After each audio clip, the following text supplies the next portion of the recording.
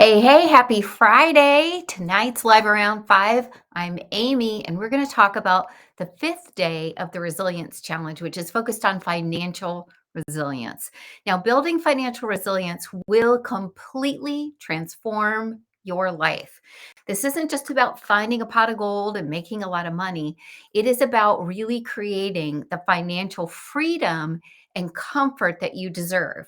And what that will do for you and how you're able to move through this world is going to be transformational, especially if you've been in financial struggles or worries at any point in your life.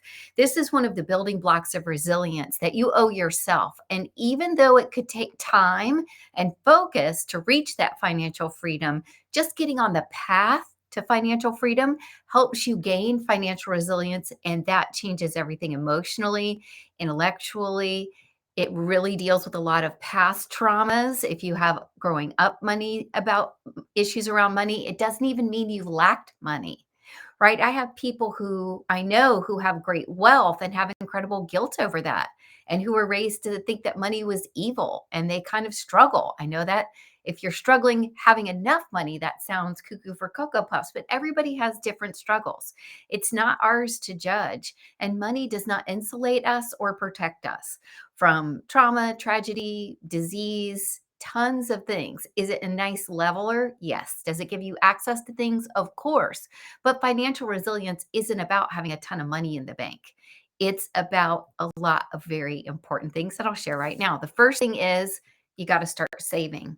And that's not $1 million, right? In fact, a penny a day doubled will go much, much farther than a single $1 million. If you take a penny a day and double it for 30 days, you're going to have far more than $1 million. In fact, I've put it in the comments here. You'd end up with $5,368,709.12. So compound interest and savings over time is your secret weapon. So if you're in your 30s or younger, this is your moment.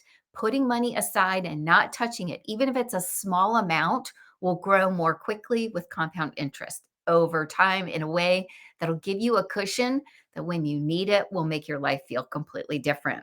You also need to create a budget. This is going to give you a level of knowledge and control that you maybe have been missing in your life. And I like to use Rocket Money as my tool for that. The reason I like Rocket Money is that it's not only simple to use and easy, there's an app.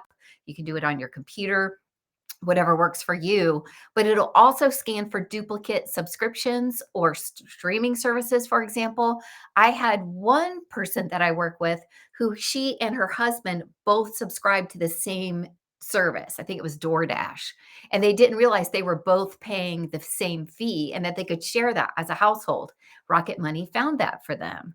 It can also lower your bills in certain areas, but the bottom concept is just create a budget. And the way you can do that if you've never done it before is just whenever you have money come out of your account in a month, record that in a ledger, even if it's a sheet of paper.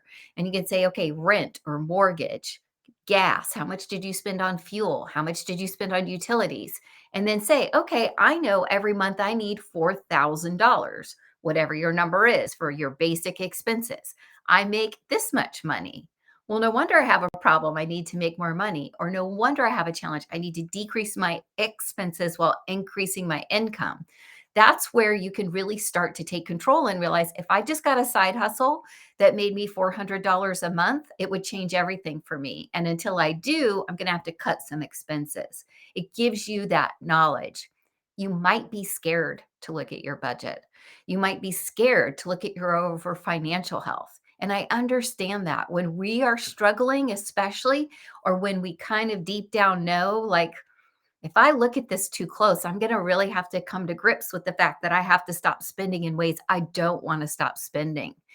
That is an avoidance of trauma that will really dig a ditch that's pretty deep. It's going to be hard to get out of. When you say, hey, I can have Starbucks twice a week and I don't have to worry about my financial future. So I'm going to come up with another treat the other 3 days that I can make at home or however you operate, right? But that knowledge and comfort and power is completely different than the I'm just avoiding what I should be doing here. So create a budget. And then invest in yourself. I think everybody needs more than one income stream. I recommend many. I have many, and it does take time and energy and focus.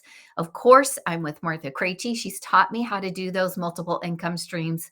Your goal should be for at least one or two of them to have residual income. What does that mean? It means that you're not trading time for treasure, right? It's not an hourly rate. So in my copywriting business, when I write a blog for someone, I get paid. When I do an email for someone, I get paid. So that's time for money. But in my Young Living business, there are months that I don't necessarily dig into it as much as I could, but there's still a machine going in the background, people that I've nurtured in the past, and a business that kind of keeps rolling without me. I don't have to put in 2 hours to get $2 back or $20 back, however the case may be. So when you have residual income, which can also come through investments, it means that you know there's a certain part of your budget every month that's just automatically covered. And I think everyone's goal is to get to the point where their residual income more than covers their expenses. That's also what can happen as we transition into retirement. You know, when I talked to my mom and dad about how they knew when they were ready to retire, he's a veteran. Thank you for your service. So he had his VA retirement. He had retirement from his work as an engineer. They had Social Security, right? So they blended all those income streams or counted all of those income streams and realized, okay, we've hit the number we need because they knew their budget. So when you just take those three simple steps, when you simply start saving, you get yourself a budget and you invest in yourself, that's really going to flip a switch for you, in my opinion. Keep your goal in mind because when you're financially free, it's transformational. It means being able to say, I would really like to move. I want to live somewhere else. I would like to spend time traveling. It doesn't mean you're wealthy. It means you're financially free. There can be a difference. It means you know each month this stress free life has everything covered that you need to worry about in the past. That any of that worry, am I going to make rent? Am I going to be able to afford a new car when my car breaks? Those worries are gone. And you get to focus on building your life and being in your businesses and being in your day to day without wondering, am I going to be okay? So, as we work to build our financial resilience, if you need to talk to someone or you need to organize your debts in particular, we've got Families Creating Financial Freedom, one of our businesses that helps you walk through, hey, I'm in debt. I don't know what my expenses are. I might have a 401k from my past job. I don't know what I'm doing. Help, right? We've all been there. So I've left a free Facebook group here and a free tax or debt organizer if you need it. You're not alone. Tons of Americans are in the same spot. So don't let yourself feel badly about this. Tackle it. Know it's going to be something you can become totally resilient about. And it's going to feed the rest of your resilience in a way that is exponential. It's just going to have such a bigger impact. I hope tonight has been helpful for you. I'm so excited about what's coming up next week. And I can't wait to see you back here tomorrow, live around 5. Have an amazing weekend, everybody, and stay warm. Love you guys. Appreciate you so much.